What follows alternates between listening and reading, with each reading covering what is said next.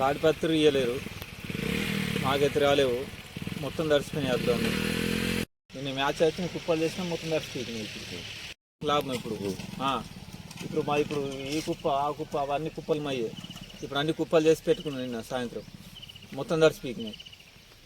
అవి కూడా కొనాలి ఖచ్చితంగా. ఇప్పుడు మొత్తం అవన్నీ కుప్పలు అవి మొత్తం తడిసిపోయినాయి.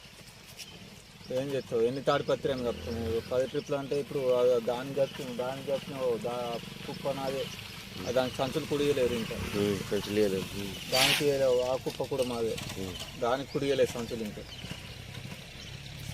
అకాల వర్షానికి ధాన్యము ఈరోజు పొద్దున కురిసిన వర్షానికి ధాన్యం నానింది కాబట్టి ఖానాపూర్ మార్కెట్ యార్డ్లో సీసీ నుంచి నీళ్ళు వచ్చేందుకు డ్రైనేజ్ సిస్టమ్ బరాబర్ లేదు.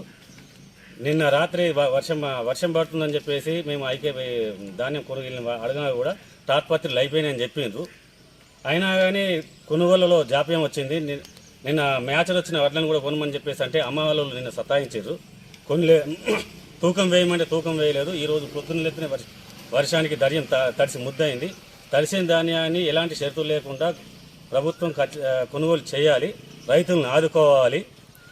ఇంకా వాతావరణ శాఖ ఇంకా 3-4 రోజులు వర్షాలు ఉన్నాయని చెప్పింది కాబట్టి ఎలాంటి షరతులు లేకుండా తడిసిన ధాన్యాన్ని రైతులకు కొనుగోలు చేసి రైతులను ఆదుకోవాలని విజ్ఞప్తి చేస్తున్నాము. వచ్చినట్లు కాంట అయిపోతే రైతులకు ఏ ఇబ్బంది ఉండదు.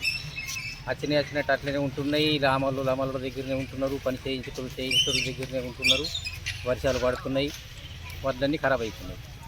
సరిగ్గా పనిచేసేటోళ్ళు లేక రైతులకు బాగా ఇబ్బంది అవుతున్నది. ఊళ్ళ పనాలు కరెక్ట్ చేసుకుంటే ఏ ఇబ్బంది కాకుండా ఉంటుంది. రైతులు వెళ్ళిపోతలేవు, వెళ్ళిపోక అన్ని నిల్వ ఉంటున్నాయి. నిల్వ ఉండేటోళ్ళకి వచ్చిన రైతులకు కూడా ఇబ్బంది అవుతున్నది. ఎక్కడ పోసుకోవాలనేది కూడా తెలుస్తలేదు వాళ్ళకి. వాళ్ళ ఇంట్లోకి వెళ్ళి చీరలు తాటిపత్రులు తీసుకొచ్చి పోసుకుంటున్నారు కానీ కాంట్రాక్ట్ కూడా చేస్తుంది సరిగ్గా. ఆ కాంట్రాక్ట్లు కాక రైతులందరికీ ఇబ్బంది అవుతున్నాయి.